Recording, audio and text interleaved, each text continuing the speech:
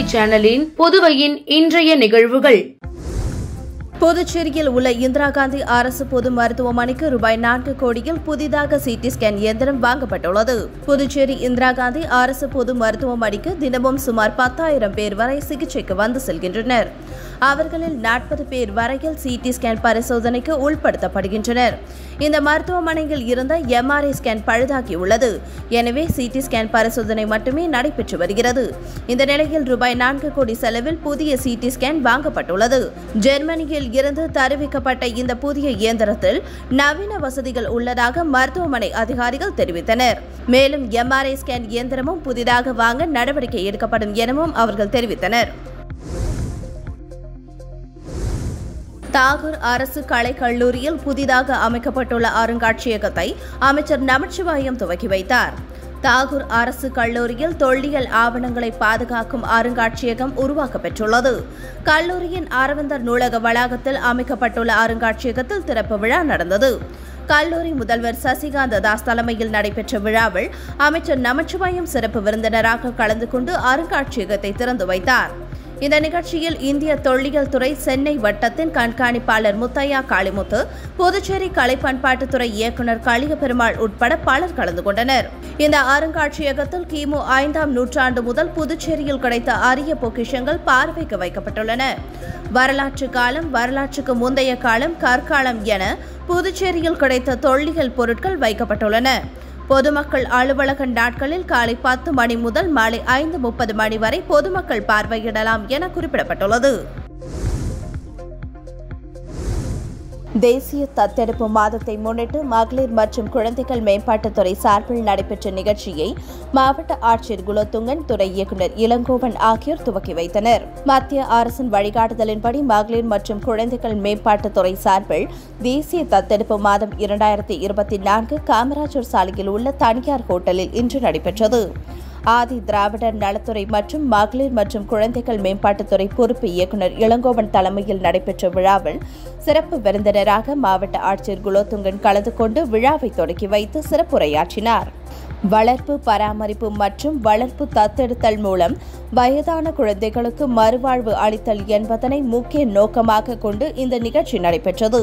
இந்த நிகழ்ச்சியில் மத்திய தத்துவள ஆதார மையம் துணை இயக்குநர் ரிச்சா, மாவட்ட குழந்தைகள் பாதுகாப்பு அதிகாரி ஜெயபிரியா தத்தெடுப்பு பற்றிய முக்கிய குறிப்புகளை வழங்கினார். இதில் குழந்தைகளை தத்தெடுக்க போகும் பெற்றோர்களும், தத்தெடுத்த பெற்றோர்களும் மற்றும் தத்தெடுக்கப்பட்ட குழந்தைகளும் பங்கு பெற்று நடைமுறை குறித்த அனுபவங்களை பகிர்ந்தனர். இந்த நிகழ்ச்சிக்கான ஏற்பாடுகளை மகளிர் மற்றும் குழந்தைகள் மேம்பாட்டுத்துறை அதிகாரிகள் மற்றும் ஊழியர்கள் செய்திருந்தனர். மகளை கைது செய்துள்ளதாக கூறி பெற்றோரிடம் ரூபாய் 75,000 மோசடி செய்த மோசடி கும்பல் குறித்து போலீசார் விசாரித்து வருகின்றனர். காரைக்கால் நிரவியை சேர்ந்த ஐஸ்வர்யா என்பவரின் பெற்றோரை வாட்ஸ்அப் மூலம் தொடர்பு கொண்ட மர்ம நபர் போலீஸ் அதிகாரி பேசுவதாக கூறியுள்ளார். உங்கள் மகள் தற்கொலைக்கு முயன்றதால் அவரை கைது செய்து போலீஸ் ஸ்டேஷனில் வைத்துள்ளோம். அவரை விடுவிக்க பணம் அனுப்புமாறு கூறினர். இதை நம்பி அவரது பெற்றோர் 75,000 அனுப்பி ஏமாந்தனர். இதேபோல் சண்முகாபுரத்தை சேர்ந்த கணேசன் 1,62,000 அனுப்பி ஏமாந்தார். இதேபோல் சண்முகாபுரத்தை சேர்ந்த கணேசன் 1,62,000 அனுப்பி ஏமாந்தார். இதேபோல் நெல்லித்தோப்பு சதீஷா 15,000, பாகூர் குகன்ராஜ் 20,050, அரியூர் சந்தானம் 25,000, தந்தை பெரியார் நகர் மூர்த்தி 2,850, கொம்பாக்கம் முருகன் 8,000 என மொத்தம் 7 பேர் ஆன்லைன் மோசடி கும்பலிடம் 3,07,906 எழுந்துள்ளனர். இதுகுறித்த புகாரின் பேரில் புதுச்சேரி சைபர் கிரைம் போலீசார் வழக்கு பதிந்து மோசடி கும்பல் குறித்து விசாரித்து வருகின்றனர். புதுச்சேரியில் முதல் முறையாக ஏழை குடும்பத்தை சேர்ந்தவரின் மகளுக்கு தனது சட்டமன்ற உறுப்பினர் அலுவலகத்தில் மஞ்சள் நீராட்டு விழா நடத்த உதவிய தொகுதி எம்எல்ஏ பிரகாஷ்குமாரின் செயல் பல்வேறு தரப்பினரிடையே வரவேற்பை பெற்றுள்ளது. புதுச்சேரி முத்தியால்பேட்டை தொகுதியை சேர்ந்தவர் ஏழை தொழிலாளி சபீர். இவர் அதே பகுதியில் சாலையோரம் பழக்கடை வைத்துள்ளார். இந்த நிலையில் அவரது மகளுக்கு மஞ்சள் நீராட்டு விழா நடத்த அந்த பகுதியில் உள்ள பல்வேறு திருமண நிலையங்களை அணுகியபோது அதிக விலை இருந்ததால் தொகுதி சட்டமன்ற உறுப்பினர் பிரகாஷ்குமாரை சந்தித்து சட்டமன்ற உறுப்பினர் அலுவலகத்தில் விழா நடத்த அனுமதிக்குமாறு கோரிக்கை விடுத்தார். இதனையடுத்து சட்டமன்ற உறுப்பினர் அலுவலகத்தில் விழா நடத்த பிரகாஷ்குமார் எம்எல்ஏ அனுமதி தந்ததுடன் அலுவலக ஊழியர்களை விழா முடியும் வரை உதவி செய்யுமாறு அறிவுறுத்தினார். இதனால் சட்டமன்ற உறுப்பினர் அலுவலகத்தில் வாழை மரம் தோரணம் கட்டி விழா வெகு விமர்சையாக நடைபெற்றது. இதனை தொகுதி மக்கள் மற்றும் வாகன ஓட்டிகள் ஆச்சரியத்துடன் பார்த்து சென்றனர். சட்டமன்ற உறுப்பினர் பிரகாஷ்குமார் செயல் தொகுதி மக்கள் மற்றும் பல்வேறு தரப்பினரிடையே வரவேற்பை பெற்றுள்ளது. பாப்பா பேர் வந்து சபிதா பானு. மஞ்சள் நீர் நடத்துறதுக்கு நாங்க எங்க ஒன்னாலும் மண்டபம் பார்த்த வேலை அதிகமா இருந்தனால எங்களுக்கு அமையல. சார் கிட்ட கேட்டு எம்எல்ஏ ஆபீஸ்ல நடத்திக்கலாம்னு சொன்னாங்க. அவங்க கூட இருக்கிறவங்களும் நல்லா எங்களுக்கு ஒத்துழைச்சாங்க. இதே மாரி எல்லா எம்எல்ஏ ஆபீஸ்லும் ஃபங்க்ஷன் நடத்துற மாதிரி கேட்டுக்கோங்க. எல்லா மண்டபத்திலயும் விசாரிச்சோம்பா, எனக்கு மண்டபம் கிடைக்கல. நான் எம்எல்ஏ கிட்ட போய் கேட்டேன், எனக்கு உதவி பண்ணாங்க. என் ஆபீஸ்ல செஞ்சுக்குமான்னு சொன்னாங்க. எங்கேயுமே கிடைக்கல. இருக்கிற பிள்ளைங்களாம் எனக்கு அந்த ஆபீஸ்ல உதவி பண்ணாங்க, பரிமாறினாங்க, எல்லாமே செஞ்சாங்க. எனக்கு எல்லா மண்டபத்திலேயோட இந்த மண்டபம் எனக்கு ரொம்ப பிடிச்சிக்குது. விலை ஜாஸ்தி இல்லாத எனக்கு அந்த மாதிரி செஞ்சு உதவி பண்ணாங்க.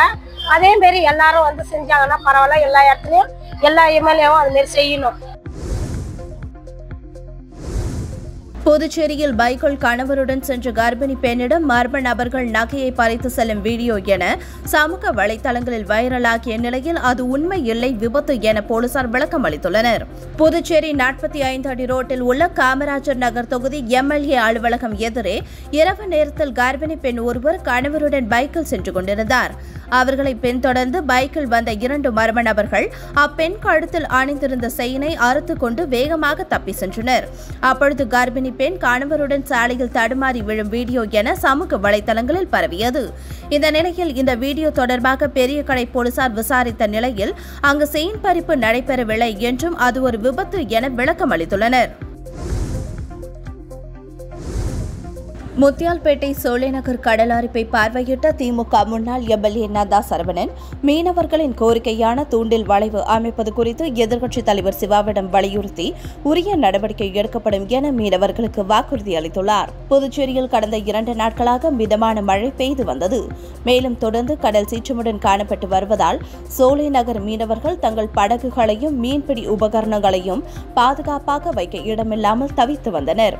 இந்த நிலையில் முத்தியால்பேட்டை சோலைநகர் பகுதியைச் சேர்ந்த 50க்கும் மேற்பட்ட மீனவர்கள் திமுக முன்னாள் சட்டமன்ற உறுப்பினர் நந்தா சரவணனை சந்தித்து மீன்பிடி படகுகள் மற்றும் மீன்பிடி சாதனங்களை வைப்பதற்கு இடம் தயார் செய்து கொடுக்குமாறும், மேலும் கடல் அரிப்பு ஏற்படுவதால் படகுகள் சேதமடைகிறது, எனவே தூண்டில் வளைவு அமைக்க வேண்டும் என கோரிக்கை விடுத்தனர். இதையடுத்து சோலைநகர் சென்ற முன்னாள் சட்டமன்ற உறுப்பினர் நந்தா சரவணன் 50க்கும் மேற்பட்ட மீனவர்களுடன் கடற்கரையை பார்வையிட்டார்.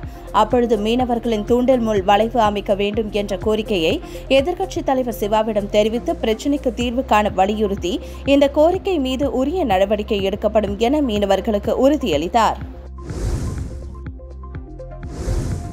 ஊசுடு சட்டமன்ற தொகுதிக்கு உட்பட்ட கூடப்பாக்கம் பகுதியில் அமைந்துள்ள புதிய குடிநீர் சுத்திகரிப்பு நிலையத்தை அமைச்சர் சரவணன்குமார் திறந்து வைத்து பொதுமக்களின் பயன்பாட்டிற்கு அர்ப்பணித்தார். ஊசுடு சட்டமன்ற தொகுதிக்குட்பட்ட கூடப்பாக்கம் தாமரைக்குளம் பகுதியில் குடிநீர் நீர்த்தேக்க தொட்டி வளாகத்தில் பொதுப்பணித்துறையின் சார்பில் குடிநீர் சுத்திகரிப்பு நிலையம் அமைக்கப்பட்டது.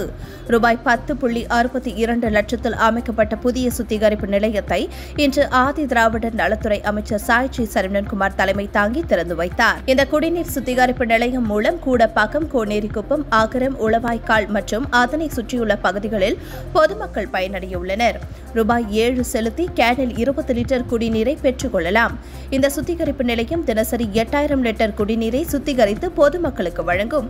குடிநீர் சுத்திகரிப்பு நிலையம் திறப்பு விழாவை முன்னிட்டு அமைச்சர் சாய்ச்சி சரவணன்குமார் 100 பேருக்கு இலவச தண்ணீர் கேனை வழங்கினார். இந்த நிகழ்ச்சியில் பொதுப்பணித்துறை அதிகாரிகள், தொகுதி பாஜக நிர்வாகிகள் உட்பட பலர் கலந்து கொண்டனர்.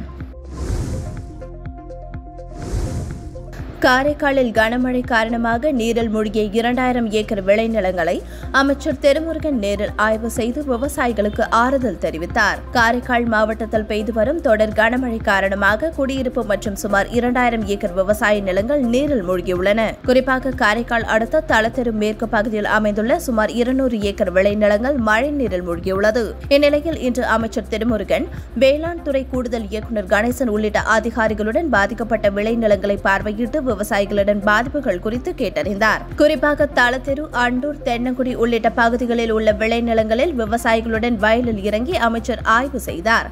அப்பொழுது நீரில் மூழ்கி நெற்பயிர்கள் அனைத்தும் சேதமடைந்து விட்டதாகவும் இதற்கு உரிய இழப்பீட்டுத் தொகையை அரசு வழங்க வேண்டும் எனவும் விவசாயிகள் அமைச்சரிடம் கோரிக்கை விடுத்தனர். அத்துடன் கடந்த ஆண்டு இன்சூரன்ஸ் தொகை இதுவரை விவசாயிகளுக்கு கிடைக்கவில்லை என்பதையும் அவர்கள் தெரிவித்தனர்.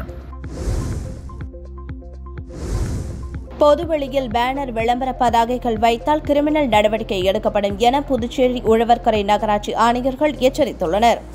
புதுச்சேரி மற்றும் உழவர்கரை நகராட்சி ஆணையர்கள் வெளியிட்டுள்ள செய்திக்குறிப்பில், இந்திய வானிலை ஆராய்ச்சி நிலையம் புதுச்சேரிக்கு விடுத்துள்ள புயல் மற்றும் கனமழை எச்சரிக்கை காரணமாக நகராட்சி பல்வேறு முன்னெச்சரிக்கை நடவடிக்கைகளை மேற்கொண்டு வருகிறது. அதன் ஒரு பகுதியாக பொதுவெளியில் வியாபார நோக்கத்துடன் வைக்கப்பட்டுள்ள பேனர்கள், விளம்பர பதாகைகள் போன்றவற்றை வைப்பதை தவிர்க்க வேண்டும். அறிவிப்பை மீறி பேனர் விளம்பர பதாகைகள் வைப்பது தண்டனைக்குரிய குற்றமாகும்.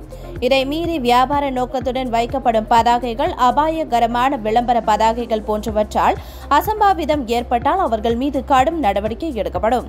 மேலும் கிரிமினல் வழக்கு பதிய காவல்துறை மூலம் நடவடிக்கை எடுக்கப்படும் என குறிப்பிடப்பட்டுள்ளது. இந்தியா தனது பாதுகாப்பு திறனை மேம்படுத்தி வருகிறது. பாதுகாப்பு படையில் அதிநவீன ஆயுதங்கள் இணைக்கப்பட்டு வருகின்றன. அதேபோல ஏவுகணை தொழில்நுட்பத்தையும் இந்தியா மேம்படுத்தி வருகிறது. இந்த நிலையில் நீர்மூழ்கி கப்பலில் இருந்து 3500 கிலோமீட்டர் தொலைவு வரை பாய்ந்து இலக்கத்தை தாக்கும் பாலிஸ்டிக் ரக ஏவுகணையை இந்தியா வெற்றிகரமாக பரிசோதித்தது. K4 பிரிவை சேர்ந்த இந்த ஏவுகணையில் அணு ஆயுதங்களை செலுத்த முடியும். இதன் மூலம் அணு ஆயுத ஏவுகணையில் நிலம், வானம், ஆழ்கடல் என 3 இடங்களில் இருந்து தாக்குதல் நடத்தும் திறனுள்ள சில நாடுகளின் வரிசையில் இந்தியாவும் இணைந்துள்ளது. விசாகப்பட்டினம் கடற்கரையில் INS அரிஹந்த் நீர்மூழ்கி கப்பலில் இருந்து இந்த ஏவுகணை சோதனை வெற்றிகரமாக நடத்தப்பட்டது. நீர்மூழ்கி கப்பலில் இருந்து பாலிஸ்டிக் ரக ஏவுகணையை இந்தியா பரிசோதிப்பது இதுவே முதல் முறையாகும். கனடாவின் அல்பர்டா நகரில் இரவு நேரங்களில் வானத்தில் ஒளி தூண்கள் என அழைக்கப்படும் வெளிச்சம் தோன்றுகிறது. காண்போரை பிரமிக்க வைக்கும் இந்த வெளிச்ச தூண்களின் புகைப்படங்கள் சமூக வலைதளங்களில் வைரலாக பரவி வருகின்றன. இதை பார்த்த பலரும் இது வேற்றுக்கிரக வாசிகளின் செயல் என கருத்து பதிவிட்டு வருகின்றனர். ஆனால் கனடாவில் இதுபோன்ற ஒளி தூண்கள் பெரும்பாலும் குளிர்காலங்களில் அதிகமாக காணப்படுகின்றன. இது இயற்கையாக உருவாகும் ஒரு ஒளியியல் மாயை, ஆப்டிகல் இல்யூஷன் என்று அறிவியல் ஆய்வாளர்கள் கூறுகின்றனர். வளிமண்டலத்தில் 0.02 மில்லிமீட்டர் அளவு கொண்ட அறுகோண வடிவிலான பனிப்படிகங்கள் மீது ஒளிப்பட்டு சிதறும் போது இதுபோன்ற ஒளி தூண்கள் தோன்றுவதாக கூறப்படுகின்றது. பெரும்பாலும் தெருவிளக்குகள், டிராபிக் விளக்குகள் போன்றவற்றில் இருந்து வரும் வெளிச்சம் வளிமண்டலத்தில் பரவும் போது இந்த ஒளி தூண்கள் தோன்றுகின்றன. இந்த ஒளி தூண்களை கனடா மட்டுமின்றி ரஷ்யா மற்றும் ஸ்காண்டினேவியாவின் ஒரு சில பகுதிகளிலும் குளிர்காலங்களில் இரவு நேரங்களில் காண முடியும் என்பது குறிப்பிடத்தக்கது. ஆஸ்திரேலியாவில் சுற்றுப்பயணம் மேற்கொண்டு விளையாடி வரும் இந்திய கிரிக்கெட் அணி பார்டர் கவாஸ்கர் கோப்பைக்கான 5 போட்டிகள் கொண்ட டெஸ்ட் தொடரில் பங்கேற்றுள்ளது. இதில் நடைபெற்ற முதல் டெஸ்ட் போட்டியில் இந்தியா 295 ரன்கள் வித்தியாசத்தில் அபார வெற்றி பெற்று தொடரில் 1-0 என்ற கணக்கில் முன்னிலை வகிக்கிறது. இதனையடுத்து இவ்விரு அணிகளுக்கு இடையிலான இரண்டாவது போட்டி வரும் 6ஆம் தேதி பகலிரவு ஆட்டமாக நடைபெறவுள்ளது. இதற்கு முன்பாக ஆஸ்திரேலிய பிரதமர் லெவன் அணிக்கு எதிராக 2 நாள் பயிற்சி ஆட்டத்தில் இந்திய அணி மோதுகிறது. பிங்க் பந்தில் நடைபெறவுள்ள இந்த போட்டி நாளை தொடங்க உள்ளது.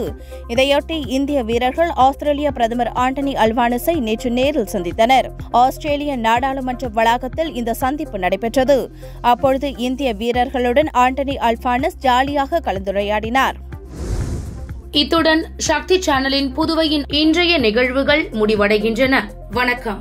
உங்கள் சக்தி சேனலின் புதுவையின் அன்றாட நிகழ்வுகளை உடனுக்குடன் தெரிந்து கொள்ள சக்தி சேனல் புதுச்சேரி யூடியூப் சேனலை சப்ஸ்கிரைப் செய்து கொள்ளுங்கள். மறக்காமல் பெல் பட்டனையும் கிளிக் பண்ணுங்க, ஷேர் பண்ணுங்க, லைக் பண்ணுங்க. உங்கள் சக்தி சேனல்.